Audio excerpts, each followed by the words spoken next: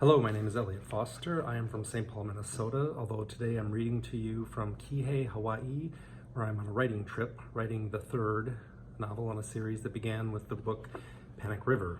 I'll be reading to you from Panic River today. I'm going to read a segment that's the climax of the book, about 2/3 of the way through.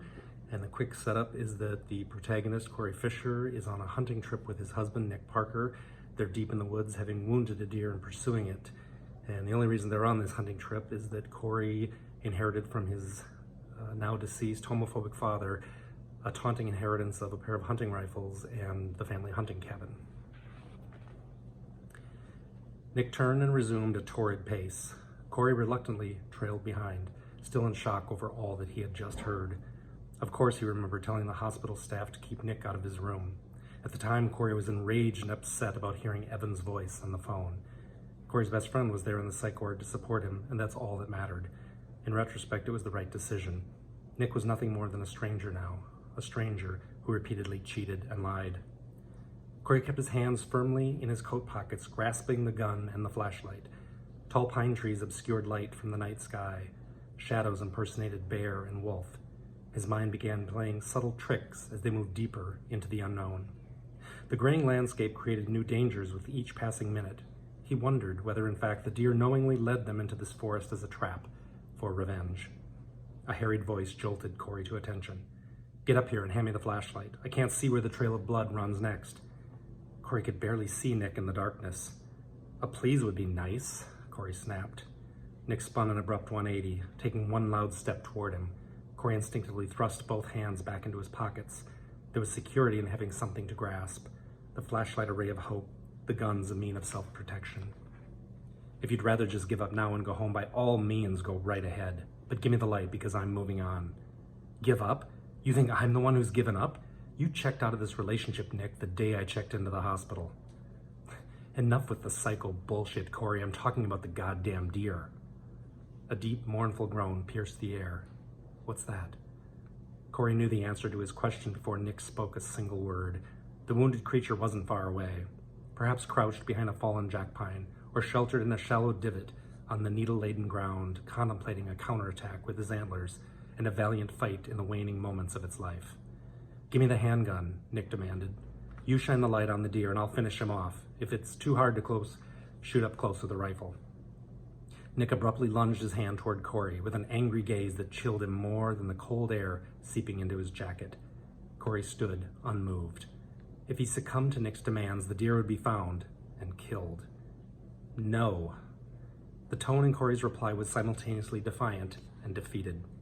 "Wah!" The gruesome carnal cry was now louder than before. The deer couldn't be more than 10 yards away.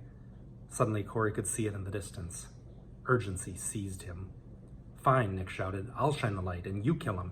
Your father gave you that gun for exactly this purpose. Now man up and use it."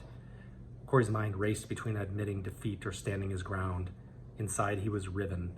The deer moaned again. Its hooves thrashed the dry, fallen leaves in a vain effort to stand. The buck writhed with desperation, then once again wailed in fear, twisting its antlered head, struggling to gain a footing to rise. Corey closed his own eyes as if that would stop the agonizing din. His hands remained deep in his pockets, clenching both the flashlight and the gun. An image appeared in his mind, one he didn't expect. He saw his father clear as day standing before him, a wry smirk across his lips. Behind closed eyelids, Corey stared back at the man who had given him life, who vainly tried raising him to be tough, like father, like son. Corey continued his make-believe stare, then silently spoke words that turned Frank's imaginary expression from satisfaction toward fear. "You're dead. Your time has passed, old man. You had your chance at redemption, at making things right, but you blew it, you son of a bitch. I hope you rot in hell." Corey opened his eyes. He could see the struggling deer, momentarily empathizing, mistaking it for a struggle of his own. Turning his head, the man standing in front of Corey for a moment looked just like Frank. He barked like Frank, too. "Stop yelling, please." Nick either didn't hear him or chose not to. "Give me the damn light so you can kill the deer. Right now, he's in pain." Nick closed in. Corey's thoughts raced to extremes. Surrender, resist, I love him, I hate him. No. His pounding heartbeat was louder than his voice. His hands reacted subconsciously, grasping rival solutions to the problem. For the last time, give me the goddamn flashlight and pull out your gun. Give up. Man up. I love him. I hate him. Corey could barely breathe. All he could muster was a defiant nod of his head. Give me the fucking flashlight. Twigs snapped under Nick's angry feet as he reached for Corey's jacket. Instinctively, Corey drew the flashlight from his left pocket and the Colt Woodsman from his right. Nick grabbed the light from Corey's hand, then rapped him on the side of the head and yelled, "It's about goddamn time."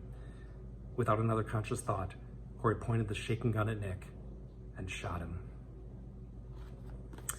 Thank you, and I hope you enjoy the rest of the festival.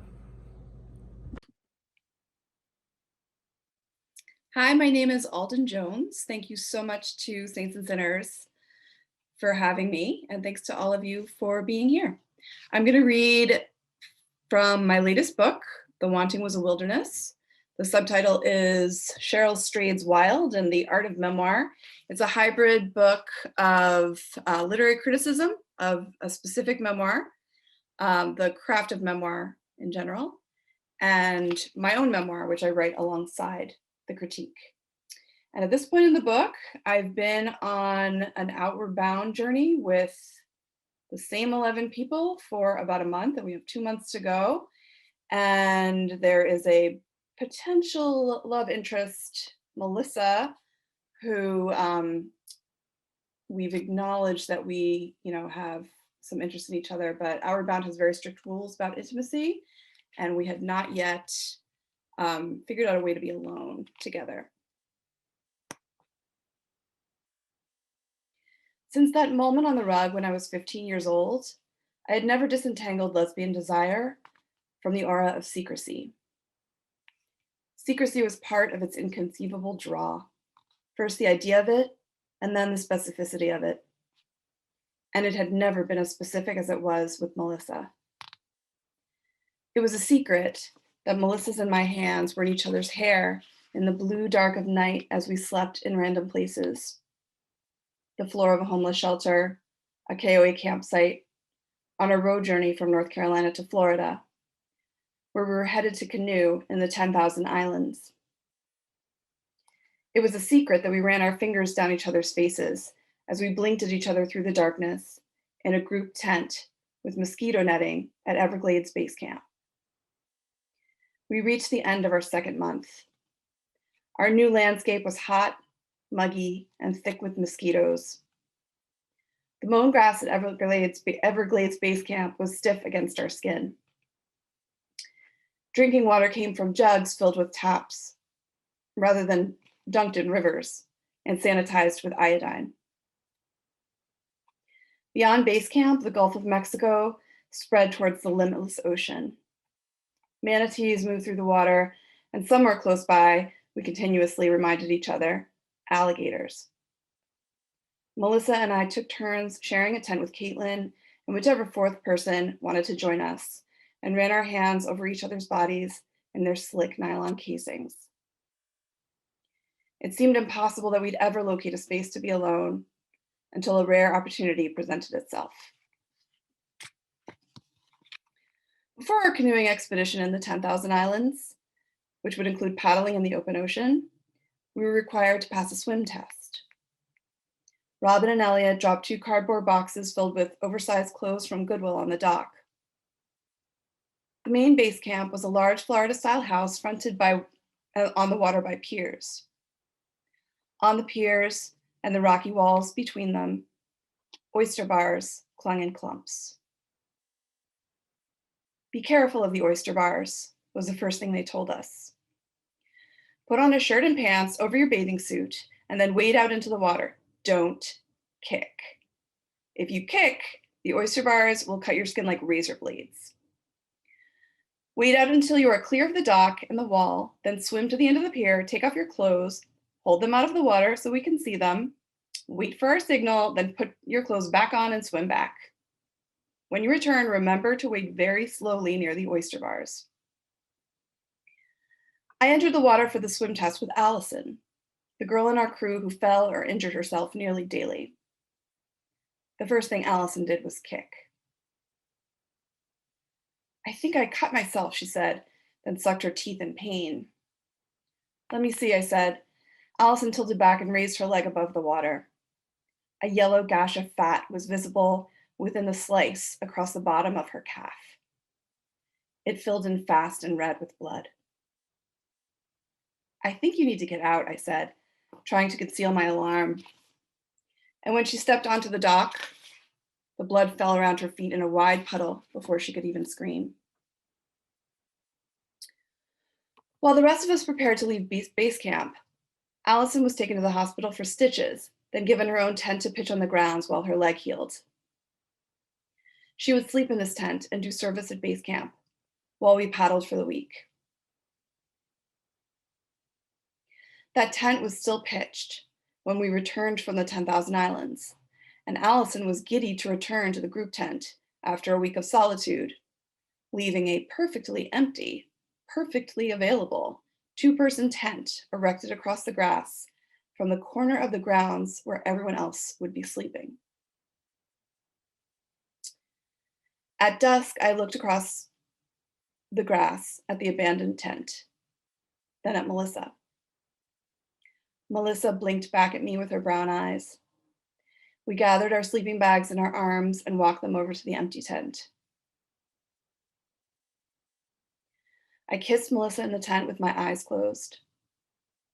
It was brief, this first kiss, a test kiss. I opened my eyes expecting to confront Melissa's fear, her hesitation, maybe her remorse. Melissa's face broke into an enormous smile. An unfaked, an unbreakable smile. The kiss made Melissa happy. We kissed through that unbreakable smile until I broke it, pushing us both under the wave of giving into the want we'd built. My body was a pulled back slingshot. I never thought I'd be so grateful for the flimsy walls of a tent. Much time would pass until we found another enclosed space in which we could strip off our clothes and have our bodies be privately together. I'll stop there. Thank you.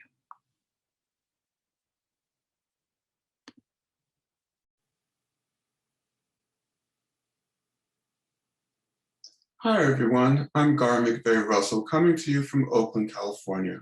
I'll be reading an excerpt from my novel, Sin Against the Race. I'm recording this on the 30th anniversary of the Rodney King beating, so I'll be reading a section from the book influenced by that event. My main character, Alfonso Berry, went against the wishes of his father, City Councilman Ford Berry, and worked with a group of AIDS activists holding a needle exchange in their neighborhood park. When the police raided the exchange, they beat Alfonso. During the beating, he imagines the strikes against his body coming from his father beating him with fastballs. They used to play baseball in the park when he was little. In this scene from chapter 37, months after the beating, Alfonso sits in front of a computer trying to get the strength to watch the video of his beating. Sunday, mid-March, Vera's condo. How did I end up here? Dinner, Tuesday night at Sammy's, just the two of them. Jerk chicken, rice, and veggies. They listened to some tracks Sammy created with his new music app and portable keyboard. Reluctantly, Alfonso resisted the urge to dance, but he liked what he heard. For dessert, he brought gingerbread and ports, which they took over to the sofa. Sammy switched on the stereo, Jerry Mulligan and Ben Webster playing Strayhorn's Chelsea Bridge. Alfonso closed his eyes, soaked in the music and the port. I have to watch the beating video, he told Sammy. I have to see what really happened.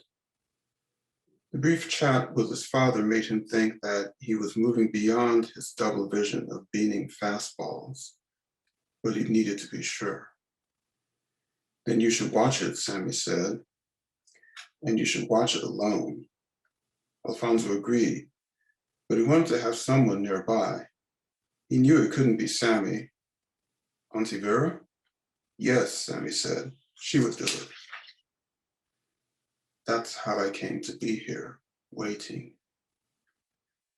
With his mother, he spoke openly. They've chatted about Carlton, the clinic, dancing. Some of her oldest friends don't talk to her anymore. Seems these society ladies don't believe in accepting a gay child. She doesn't miss them. She always gives me hope, Alfonso said. Sammy mentioned Ford's visit to the store last January. He admitted acting coolly towards him. After I dropped the attitude, Sammy said, that's when I saw that he was the most guilt-ridden, lost, and scared man I had ever seen, and that he'd do anything to regain your trust. I am here, waiting. Alfonso sat in a big, futuristic black chair, wide at the bottom, narrow at the top. He felt like a starship captain sitting in it, all the more since he sat in front of a ginormous computer screen with a photo of blue Neptune as its wallpaper. Vera called her office the ready room. All it lacked was a fish tank. She offered him a drink, bourbon, but later, he said. She kissed him, then went to the living room. He thought about seeing the Rodney King beating in Mrs. Turnbull's American history class in 11th grade, how silent everyone became. Trayvon's murder happened during his senior year. Other atrocities soon followed. But the King beating always stayed with him, a grainy documentary of evil, of evil from a time just before his birth. He bit his lower lip, stared at his hand on the mouse, waiting. Roscoe. When he was 12, he took a swimming class at a local Y from some brother named Roscoe. He had a swimmer's build, that distinctive distribution of muscles and body fat that came from spending thousands of hours in the pool.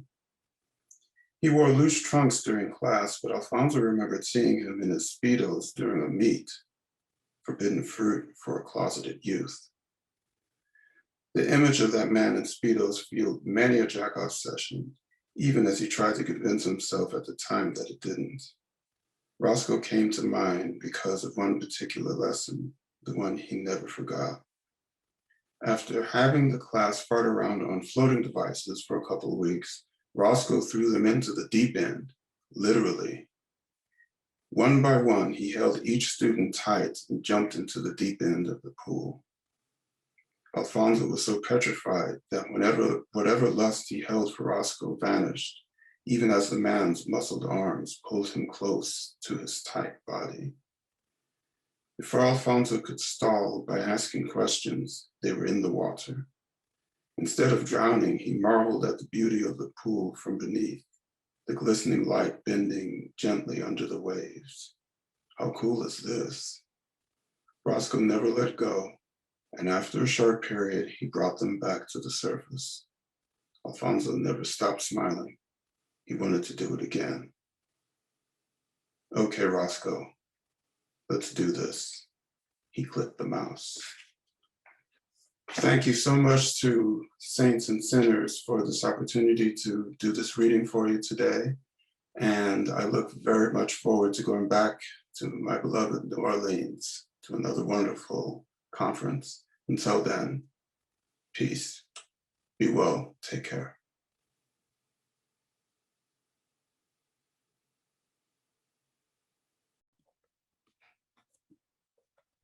Hello, my name is JD Scott.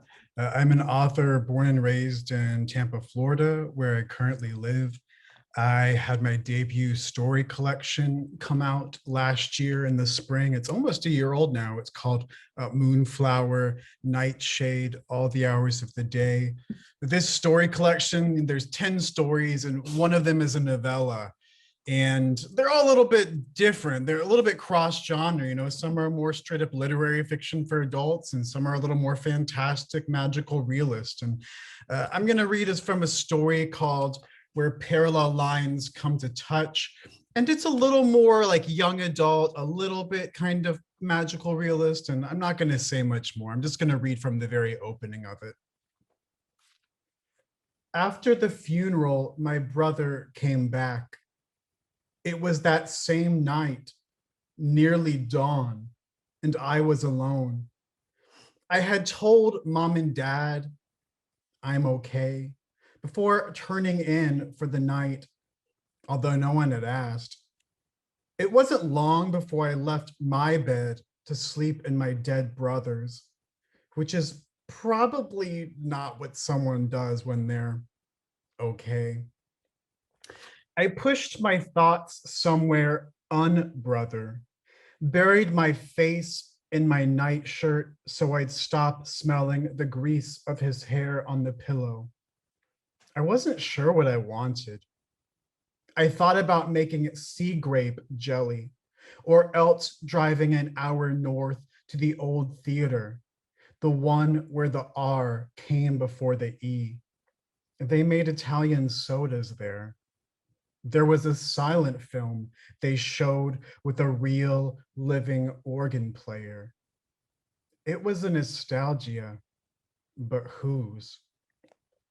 We had to go inland to Berry River, travel to drier places where the coffin wouldn't be soaked in salt mud, although most of the earth here was wet, no matter how deep you dug. The funeral home was next to an apothecary where he used to take me in his pickup truck to buy bath bombs. The apothecary was someone else's nostalgia too, like when my mother talked of soda counters at pharmacies in the 50s.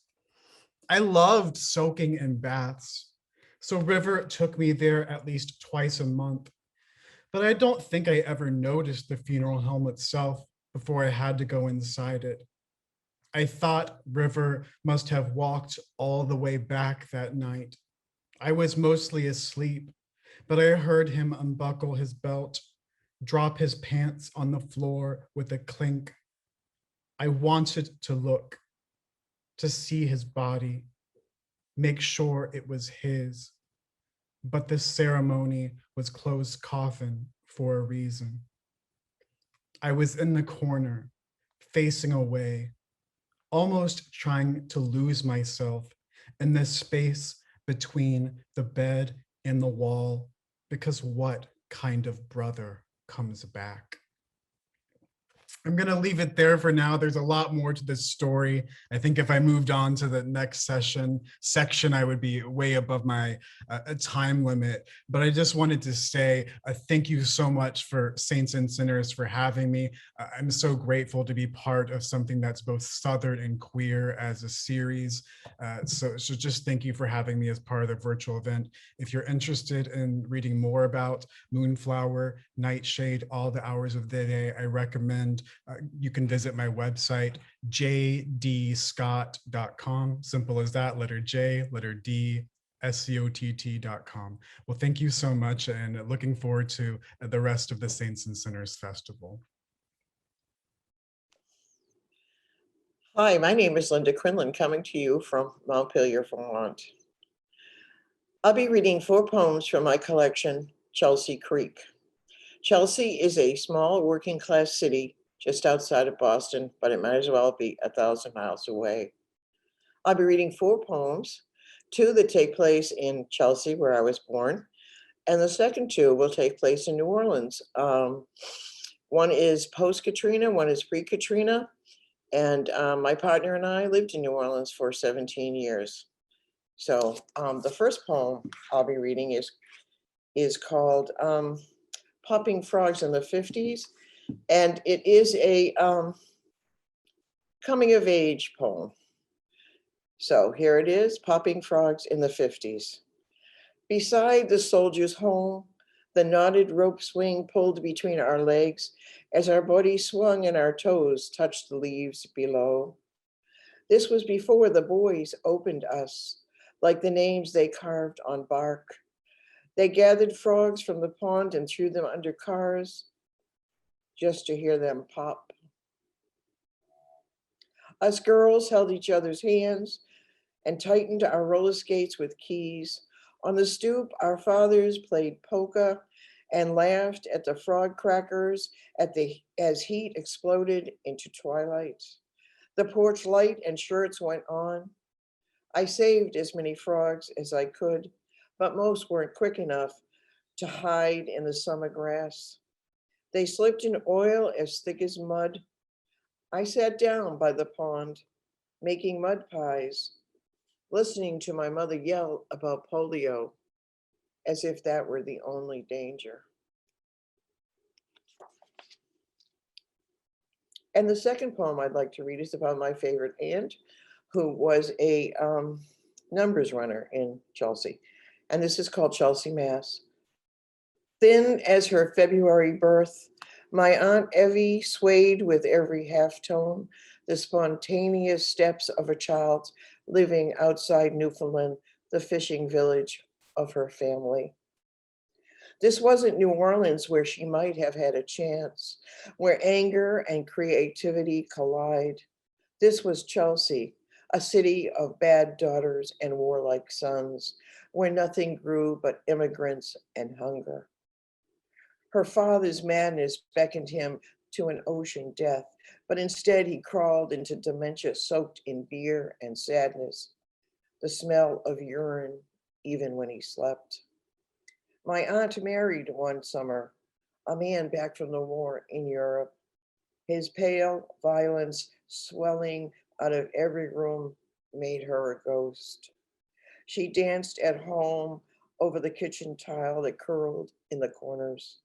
She danced in circles while her daughter slept, until her husband took their child away, punishing her dance, commanded a beat from the suburbs, and snapped his fingers again and again and again, until even her suicide seemed clumsy.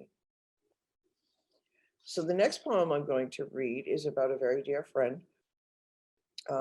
And this is the pre-Katrina. And he was an old hippie guy. And we had a lot of fun together. And this is a slice of our life and his passing. So here is a poem called The New Orleans Farewell. You left me an African mask, left me to enter the Please You Cafe on Lower St. Charles, bacon grease settling on my skin, where short, round waitresses older than we leave work swiftly on a washed out Saturday night, where tourists wander streets they shouldn't, Errato, Chapatulas, Clio, past Charity Hospital, where a half-broken banana tree slaps at the heat of July, making not a bit of difference to anyone, and I can't remember you there. No Mardi Gras beads around your neck, no music to sell, lying in a hallway gurney, stomach so bloated that tears are orphans here, and the stifling air has no arms, and I carry your ashes to the Mississippi River, and remember to be an outlaw, to ripple through people's lives with a soft, rebellious wave. And the last poem I'd like to read is called After the Flood, and it is the post-Katrina poem, After the Flood. Oh, and also before I start, I wanted to explain second lining, which is in this poem. And second lining is something that people do in New Orleans behind bands at Zydeco festivals, just about everywhere. And you've probably seen it, but in case you don't know, second lining is when people are dancing or marching behind a band and they're waving a napkin or an umbrella or whatever they have in their hands. So this is called After the Flood. She died after Katrina, her lungs filled with fluid, not from the flood alone, but the coughing of toxins and fallen houses.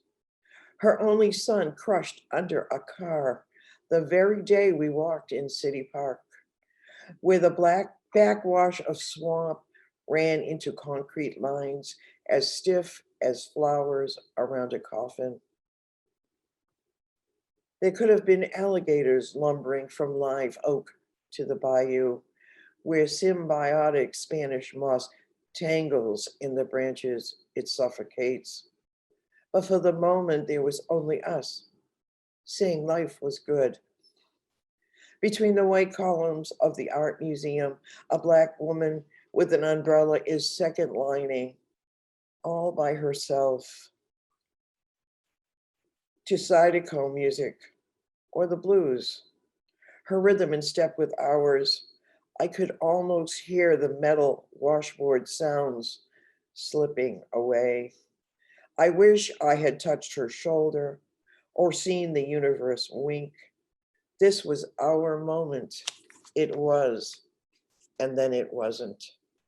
So I'd like to thank SAS, and I hope to see you all next year in person. Be safe, and thank you.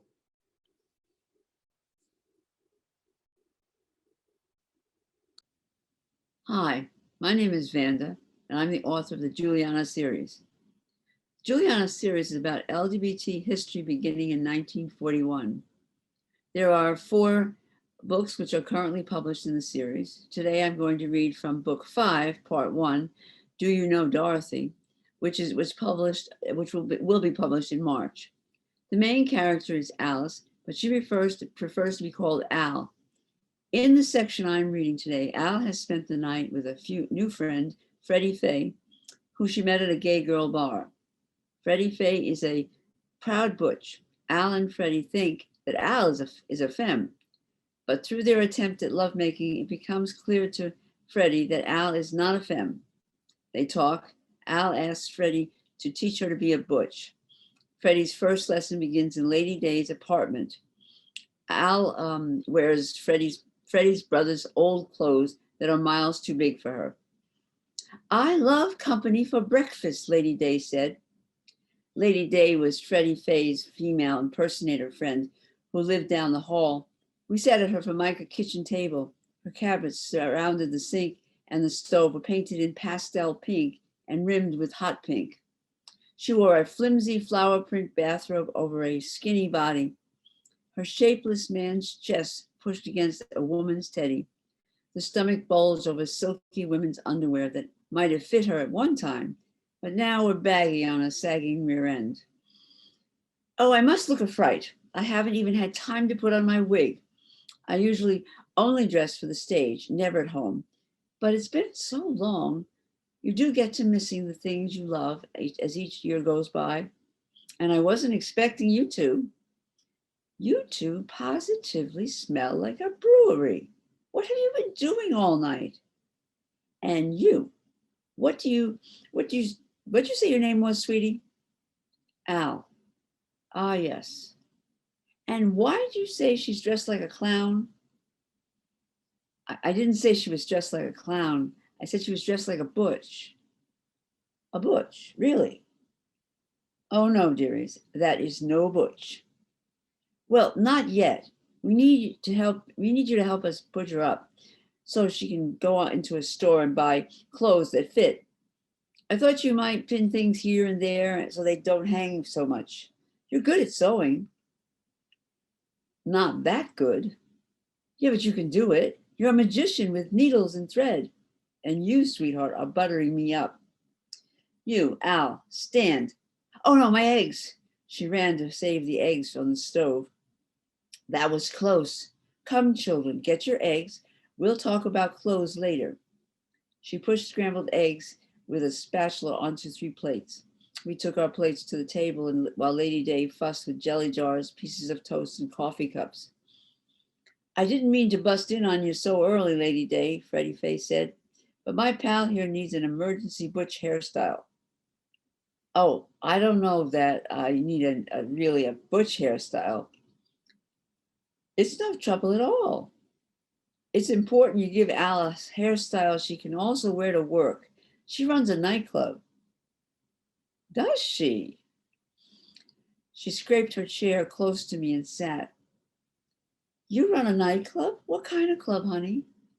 The Mount Olympus and the Haven. Really? Those are reputable clubs. Yes. I used to appear at the Club 181. I was there right up until the end. Then I got a job at the 82 Club. Lady Day had to stop working at the Club 82. They told me I was too old. Can you believe that? I was in my prime. I still am. The nerve. After giving a lifetime to the theater, they let me go without even a nod. You wouldn't know of any clubs that might, I know. Let me put on my wig for you. Then you'll see how really good I am. She rushed to a freestanding wardrobe and pulled out a curly blonde wig. But I don't know any clubs that use female impersonators. Oh, let me change this old rag. Shoes. Can't perform without the right shoes.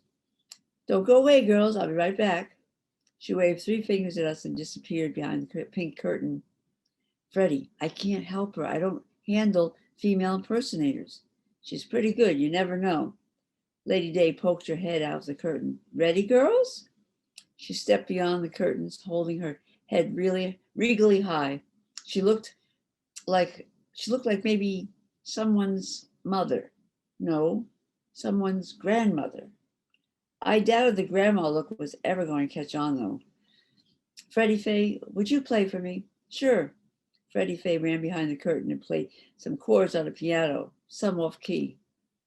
Sorry, out of practice. It could be the piano. Haven't had it tuned in years. Do your best, dear. Start me off with Heat Wave. Heat Wave? Thank you. That's it.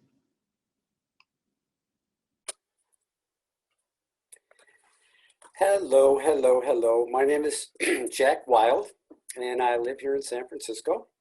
And I'm going to read you a portion of my book that starts on chapter 22. That's exactly midway between the book. And the story is named The Stranger with the Umbrella. And it stars Robert Kruger, who is in Beijing right now, and he's just ended being there for 3 months. He has only 2 more days to go. And he's escaping from we know of as PTSD, and he has really suffered a great deal from Katrina, from a lost boyfriend who ran away from him, and he's gone to Beijing to try to pull his life back together again. And as I said, he only has 2 more days and he's going to go back home. So here's where the story begins on chapter 22. As I neglected to mention, this is an ebook and it's a gay romance and it's on Kindle, and I have a Kindle right here. So I'm going to read the story to you starting at chapter 22 and have a listen. So far, so good. 18 blocks to go. And just a little damp, he muttered to himself in front of the Bank of China. Too bad the first 2 blocks of Chengdu Road had been so knocked down by bicycles, dangling electric wires, and broken glass. He'd lost time, and now it looked like he'd be back in his room nearer to 9:10 p.m. Along the way, he had been searching trying to get to Wangzhuang Road, but the night storm had changed big time. The wind picked up speed and began falling harder. Surrounded by eerie sounds of scraping branches, his heart rate spiked when 2 people ran past him, and they looked like escaping actors who were trying to get away from a monster. 16 blocks to go. Water squished between his shoes, everything just as he feared. Those damn flashbacks, they were playing back again. The night of August 29th, 2005. For an instant, then was now was then. He was standing on his car's roof, wind whipping around him, holding on to an overhead tree branch. The chilling screams of an elderly black lady sweeping past him by the rushing waters. They were again filling his ears. He could hear her plea all over again. Help me, sweet Jesus. The trusted levees meant to protect had failed. Water rushed in to cover and destroy everything. I'm going to be okay. I'm going to be okay, he heaved. I will make it. Only 15 more blocks to go. As he approached the next block, his pants, clinging like a second skin, a torn apart umbrella blew over his head to crash into a tree. Another memory. The black-booted National Guardsman escorting him into his destroyed house to salvage what belongings he'd left behind. That night came back again to haunt him. A mound of twisted umbrellas floated near what used to be his front door. A red tag hung from a protruding steel pole. Inside, everything covered in stinking mud, water stained inches from the ceiling. His stereo, his antique cabinet, his prized collection of classic movies, all smashed to pieces. The dining room's 12-foot tall, lushly green little tree he'd once raised from a pot was now destroyed and crushed under a table. The kitchen window, just a square hole looking out at his dear neighbor's once peaceful garden, now a dirty lake of thousands of dead bees bopping up and down. The screened-in back porch where he used to feel the cool, damp breeze flow through the nights, sometimes watching the lightning or stars shooting through the sky. They were all gone, collapsed into a pile of boards and cracked flower pots. 10 more blocks to go. He still felt sure he could make it, even though the storm was turning more violent. First, the wind sounded like a parade of police sirens. Then the skies delivered a 1-2 punch. The night's darkness changed to daylight. His body cast a shadow. Bam, bam, bam. The ground shook. The howling wind tripled in strength, enough to open the top button of his shirt. His ears were vibrating, and the accompanying downpour hit like 1,000 warm liquid bullets. Some of the smaller trees were bent way over, and it felt like an invisible hand was pushing him off his feet. No place along the street to seek refuge, just chain gates surrounded by high fences. Only a few streetlights per block. There wasn't much to see. He had to imagine the sidewalk underneath him because his feet were sloshing through the growing number of puddles. His shoes, totally waterlogged now, his backpack felt like it weighed an additional 10 pounds. This was the storm he dreaded and coming at him full blast. Once again, he was back in Katrina. Dead dogs and cats, clothes peppering the street, people's screams. Wind tore through the air, squealing, screeching, blowing into his eyes. Flashlights searching the darkness. His neighbor, Nola, sobbing hysterically into his shoulder as they stood in front of their condemned houses. Her beloved dog, Jethro, washed away. The Red Cross worker handing out cups of coffee. A radio blaring somewhere describing the overflow crowds of thousands at the Superdome. Just 9 more blocks to go, he tried assuring himself. You're midway to the hotel. Then the unimaginable. A bolt of electricity did a laser beam from above, shot right into the 4-story tall shadow in front of him, a tree. The 4-foot wide tree fell, and it fell and exploded and lifted right into the air before it hit the ground. It became a shrill sound of cracking wood and flying twigs and dirt stabbing at his skin, always like a stampede of elephants charging at him. Thanks to a combination of quick thinking, an autonomic reflex, and a huge piece of luck, he'd been saved from the tons of wood that smashed into the pavement and just barely missing him. 5 feet closer, he'd been flattened like a bug. He was blind now and essentially deaf to everything except the flurry of slamming wind.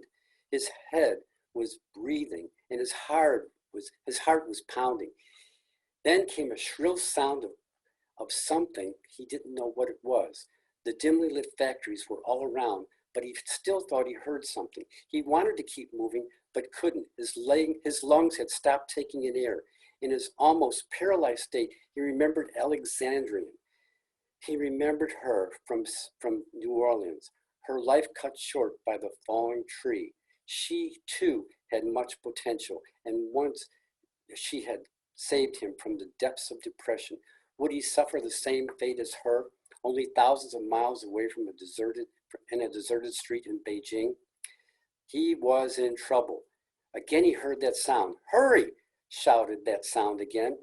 It was someone in Mandarin. Get under my umbrella. Did he really hear a voice? Was he losing touch with reality?